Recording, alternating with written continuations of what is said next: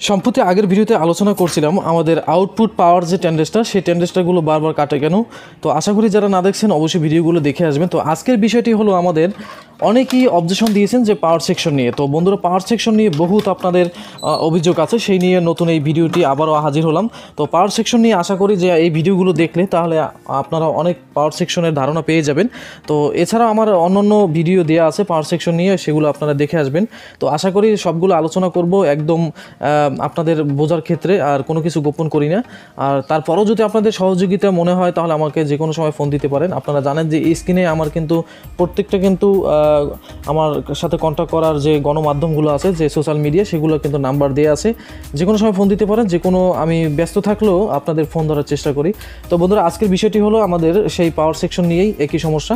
তো এখন যে আরেকটা কমন সমস্যা নিয়ে আজকে আপনাদের কাছে আলোচনা করব, সেটি হলো বন্ধুরা এখানে আমাদের ফিল্টারিংয়ে যদি আমাদের ভোল্টেজ থাকে, এসটিতেও যদি ভোল্টেজ থাকে, এখানে কিন্তু আমাদের চপারে 1 নম্বর পিনে ভোল্টেজ থাকবে। তো চপারে এখানে যদি আমাদের ভোল্টেজ থাকে ইনপুটে, তাহলে কিন্তু আউটপুট হওয়ার কথা। তো এখানে ইনপুটে ভোল্টেজ থাকলে কিন্তু আমাদের এখানে আউটপুট ভোল্টেজ থাকে না। আবার অনেক সময় দেখা যায় যে এখানে কিন্তু বিপজিটিভ ভোল্টেজ নেই, কিন্তু বাকি ভোল্টেজগুলো আছে, কিন্তু বিপজিটিভ ভোল্টেজগুলো থাকে না। তো এগুলোর জন্য মূলত কারণগুলো আছে। তো বন্ধুরা এরপরও আবার যে সমস্যা সেগুলো দেখা যায় এখানে আমাদের ভোল্টেজ ঠিক আছে, কিন্তু এখানে কম ভোল্টেজ দেখায়। তো এগুলো নিয়ে মূলত আলোচনা করব। আবার দেখা যায় এখানে হাই ভোল্টেজ ওঠে, তো এখানে আমরা ভোল্টেজ কমিয়ে দিলেও কিন্তু হাই ভোল্টেজ দেখা যায়। তো বন্ধুরা এই সমস্যাগুলো কেন হয় আপনারা জানেন, এখানে পিসিবি আছে এবং কিছু ট্যান্ডেস্টার এবং জেনার ডায়েট আছে। তো এগুলো যদি আমরা কোনো অংশে যদি খারাপ হয়ে যায় তাহলে কিন্তু আমরা এখানে সেকেন্ডারিতে কোনো ভোল্টেজ পাবো না, এবং আমরা এখানে যদি ভোল্টেজ পাই আর এখানে পাবো না, কারণ এখানে কিছু আমাদের পাওয়ার সেকশনের ভিতরে আপনারা জানেন এখানে আমাদের অসিলেশন কিছু ভোল্টেজ আছে এখানে যে অটো কাপলারের সাথে।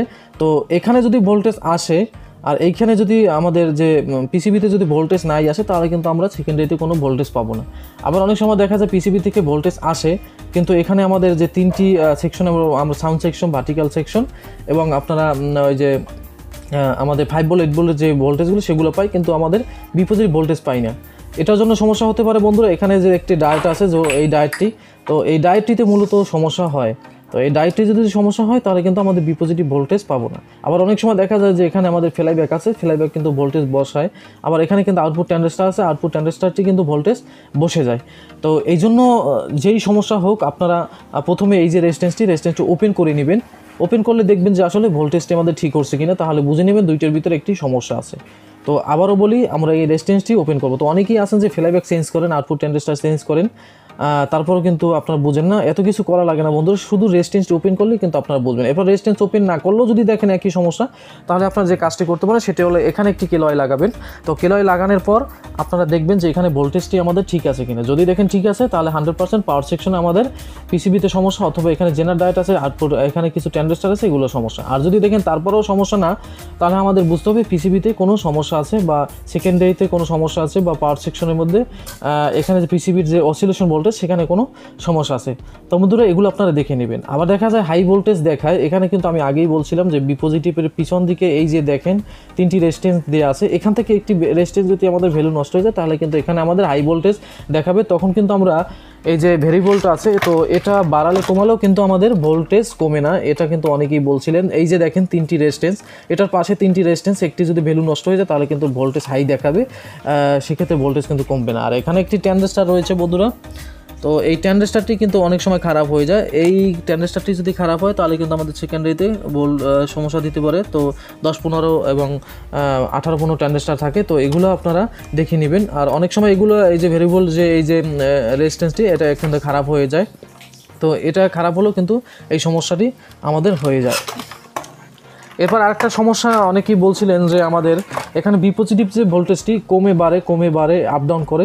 তো এখানে দেখছেন যে আমাদের একটি ক্যাপাসিটার আছে, তো এই ক্যাপাসিটারটা 160 ভোল্টেজের ক্যাপাসিটার, এটা যদি খারাপ হয় তাহলে কিন্তু আমাদের এখানে ভোল্টেজটি সমস্যা দিবে। তখন কিন্তু আপনারা অনেকেই বুঝবেন যে পাওয়ার সেকশনের সমস্যা, অথবা এইখানে কোনো সমস্যা রয়েছে। তো বন্ধুরা এইখানে যদি ক্যাপাসিটারটা সমস্যা থাকে তাহলে কিন্তু আমাদের এখানে ভোল্টেজ আপ ডাউন করবে, সঠিক ভোল্টেজ পাবে না। সেক্ষেত্রে আপনারা উপর থেকে অন্য একটা ক্যাপাসিটার লাগিয়ে নেবেন, আশা করি তাহলে এই সমস্যার আপনারা সমাধান পাবেন।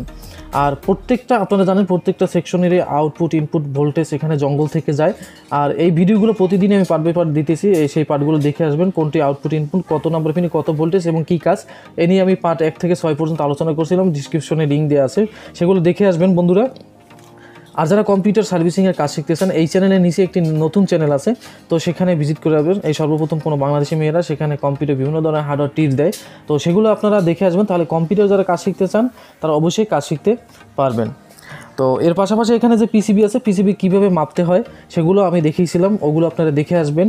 আর এখানে মূলত এই ডায়েটগুলো যদি শর্ট হয়ে যায়, ডায়েটগুলো আপনারা সঠিক এম্পিয়ার দেখে লাগাবেন।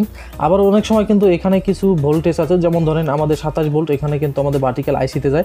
ভার্টিক্যাল আইসি যদি আমাদের শর্ট হয় তাহলে কিন্তু আমাদের এইখানে যে চপারের 2 নম্বর পিন যে 25 ভোল্ট 27 ভোল্ট সেটি কিন্তু বসে যাবে। তো এরকম কিছু বিষয় আছে, আপনারা প্রথম থেকেই আমি বলি, তো প্রথম থেকে আপনারা যে সহজ ভাষা সেটি হলো, এখানে যে ভোল্টেজটি গিয়েছে এই ভোল্টেজটা যদি বসে যায়, এটা সামনে আমাদের যে জেনার ডায়ার বা অথবা ডায়ার বা কোনো আইসি যদি থাকে, সেইগুলো কিন্তু ভোল্টেজ বসে যেতে পারে সেইগুলোর কারণে। তো সেগুলো আপনারা খুলে দেখে নেবেন। তো পিরিন বাই পিরিন ধরে আপনারা দেখবেন যেই সব পার্টসে ভোল্টেজ বসতে পারে সেগুলো আপনারা বুঝে নেবেন যে এটায় ভোল্টেজ বসে গেছে, তখন আপনারা এক প্রান্ত খুলে নেবেন, তাহলে আপনারা বুঝবেন যে আসলে ভোল্টেজ বসে গেছে কিনা এবং কোনটা সমস্যা। তো আর প্রত্যেকটি পিরিন কিন্তু এক একটা জায়গায় সেকশনে চলে গেছে, আপনারা যারা না বুঝেন তো সেগুলো দেখবেন এই পিরিনটা কোথায় চলে গেছে। এভাবে যদি আপনারা আস্তে আস্তে ভিডিওগুলো যদি ফলো করেন আর যদি কাজগুলো দেখেন, ইনশাল্লাহ আপনারা সিএটিটিভি কাজ শিখতে পারবেন। তো বন্ধুরা, আজকে এই পর্যন্তই, দেখা হবে আবার একটি নতুন একটি পর্ব নিয়ে। আর এতক্ষণ কষ্ট করে ভিডিওটি দেখার জন্য অসংখ্য ধন্যবাদ। আর যদি ভিডিওটি একটু হলেও ভালো লাগে অবশ্যই লাইক কমেন্ট করে আপনাদের মতামত জানাবেন আর বেশি বেশি আমাকে উৎসাহ দেবেন। তো বন্ধুরা, আজকে এই পর্যন্তই, দেখা হবে নতুন একটি ভিডিওতে। ধন্যবাদ, অসংখ্য ধন্যবাদ ভিডিওটি কষ্ট করে দেখার জন্য।